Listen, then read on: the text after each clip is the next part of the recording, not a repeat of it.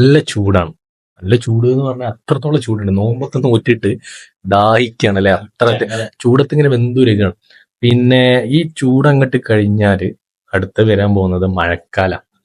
ഇപ്പൊ പണ്ടൊക്കെ അല്ലെ, നമ്മള് ചെറുപ്പകാലത്തൊക്കെ മഴയൊക്കെ നമ്മൾ സ്കൂളിലേക്ക് മദ്രസകളിലേക്ക് പോകുമ്പോൾ മഴ എന്ന് കേൾക്കുന്നത് പോലും സന്തോഷം. മഴക്കാലമായി, എന്തൊരു ആഘോഷമൊക്കെയാണ്. ഇപ്പൊ മഴ എന്ന് കേൾക്കുന്നത് പോലും കുറച്ച് വർഷങ്ങളായിട്ടോ, മഴ എന്ന് കേൾക്കുന്നത് പോലും പേടിയാണ്. കാരണം എന്താ, ഈ ഒരു 2018 ശേഷം 2018 പ്രളയം മുതൽ ഈ 2025 വരെ നമ്മൾ നോക്കുകയാണെന്നുണ്ടെങ്കിൽ ഓരോ വർഷങ്ങളിലും ഓരോ സ്ഥലത്ത് ഒറ്റപ്പെട്ട പ്രദേശങ്ങളൊക്കെ എവിടെ ആയിക്കോട്ടെ, എവിടെങ്കിലൊക്കെ എന്തെങ്കിലും രീതിയിലുള്ള പ്രകൃതി ദുരന്തങ്ങൾ ഉണ്ടായിട്ടുണ്ട്.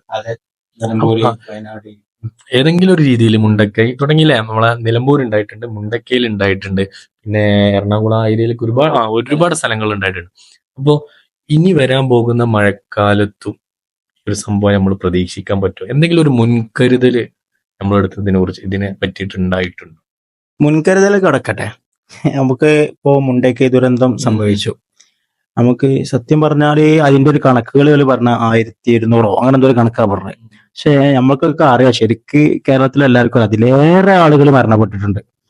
പക്ഷെ നമ്മൾക്ക് ഇവിടെ ചർച്ച ചെയ്യേണ്ടത് ഇപ്പോ ഈ മുൻകരുതലുകളും കാര്യങ്ങളൊക്കെ അവർ സെറ്റാക്കണ മുമ്പ് ഈ മുണ്ടക്കൈ ദുരന്തത്തിൽ അകപ്പെട്ട ആളുകൾക്കൊക്കെ അവരുടെ ഒരുപാട് വീടുകള്, അവരുടെ ബിസിനസ്, അവരുടെ ജീവിതം തന്നെ തകർന്നു പോയിട്ടുണ്ട്. അപ്പോൾ നമ്മൾ ആ സമയത്ത് സർക്കാരിലേക്ക്, ഇപ്പോഴത്തെ ഗവൺമെന്റിലേക്ക് ഒരുപാട് ഫണ്ടുകൾ വന്നിട്ടുണ്ട്, കോടികൾ വന്നിട്ടുണ്ട്. നമ്മൾക്ക് കാരണതാണ് മുഖ്യമന്ത്രിയുടെ സഹായനിധിയിലേക്ക് ആയിട്ടും ഒരുപാട് ബിസിനസ്സുകാരായിട്ടും രാഷ്ട്രീയ പാർട്ടിയായിട്ടും ഒരുപാട് ആളുകൾ സഹായിച്ചിട്ടുണ്ട്. അപ്പോ സർക്കാരൊക്കെ ആ സമയത്ത് ഒരുപാട് ഓഫറുകൾ നമുക്ക് വെച്ചിട്ടുണ്ട് മുണ്ടക്കൈ ദുരന്തത്തിലെ ആളുകൾക്കൊക്കെ. നമുക്കറിയാം, വീടുകൾ നിർമ്മിച്ചു കൊടുക്കും, അവർക്ക് സ്ഥലങ്ങൾ വാങ്ങിക്കൊടുക്കും, അങ്ങനെ ഒരുപാട് ഓഫറുകൾ ഉണ്ട്. അതൊക്കെ കണ്ട് നമുക്ക് ഒരുപാട് ആശ്വാസമായിരുന്നു. നമുക്ക് നമ്മളൊരു കേരളം ഇങ്ങനെയാണല്ലോ, നമുക്കൊരു ആശ്വാസമായിരുന്നു ഒക്കെ കാണുമ്പോൾ. പക്ഷേ ശരിക്ക് ഇപ്പോൾ അവർ അലഞ്ഞടക്കുകയാണ്. കാരണം അവർക്ക് ഓഫർ ചെയ്ത സഹായങ്ങളും കാര്യങ്ങളൊക്കെ ഒന്നും അവർക്ക് ഇതുവരെ ലഭിച്ചിട്ടില്ല. അവരോരോരോ ഓഫീസുകൾ കയറി ഇറങ്ങുകയാണ്. നമ്മളൊക്കെ സത്യത്തിൽ അതൊക്കെ ഇവരോട് ചെയ്യുന്ന ക്രൂരതയാണ്. ഞാൻ പറയുന്നത് എന്താ വെച്ച് കഴിഞ്ഞാൽ, ഈ സഹായങ്ങളൊക്കെ കൊടുക്കും, പക്ഷെ ഈ ഗവൺമെന്റിന്റെ ഒരു പ്രത്യേകത എന്താ വെച്ച് കഴിഞ്ഞാല് എലക്ഷന്റെ സമയം ആവാനുള്ള ടൈം ഉണ്ടല്ലോ. അല്ല, നമുക്കിപ്പോ ഈ ഗവൺമെന്റിന്റെ ശേഷമാണ് ഇങ്ങനെ ഒരു ദുരന്തങ്ങളും കാര്യങ്ങളൊക്കെ വന്നത്. നമ്മൾ കണ്ടിട്ടില്ല ഈ ഗവൺമെന്റിനെ എന്ന് പറയാൻ പറ്റൂല. പക്ഷെ നമ്മൾ കണ്ടതിപ്പോ ഈ ഗവൺമെന്റിന്റെ ടൈമിലാണ് പ്രളയവും ദുരന്തവും കോവിഡ് ഒക്കെ വന്നത്. പക്ഷെ നല്ല രീതിയിൽ തന്നെ ആയിരുന്നു അല്ല കൈകാര്യം ചെയ്തത്. പക്ഷെ നിയമസഭയിൽ കഴിഞ്ഞ ഇതിൽ കുഞ്ഞാലിക്കുട്ടി സാഹിബിന്റെ ഒരു പ്രസംഗം നമ്മൾ വളരെ അത് വികാരഭരിതനായിട്ട് അദ്ദേഹം പ്രസംഗിക്കുന്നുണ്ട്. അതൊക്കെ കേൾക്കുമ്പോൾ എല്ലാവരും, പ്രതിപക്ഷവും ഭരണപക്ഷവും കൂടിയിരുന്നിട്ട് കേരളത്തെ സംരക്ഷിക്കണമെന്നാണ്.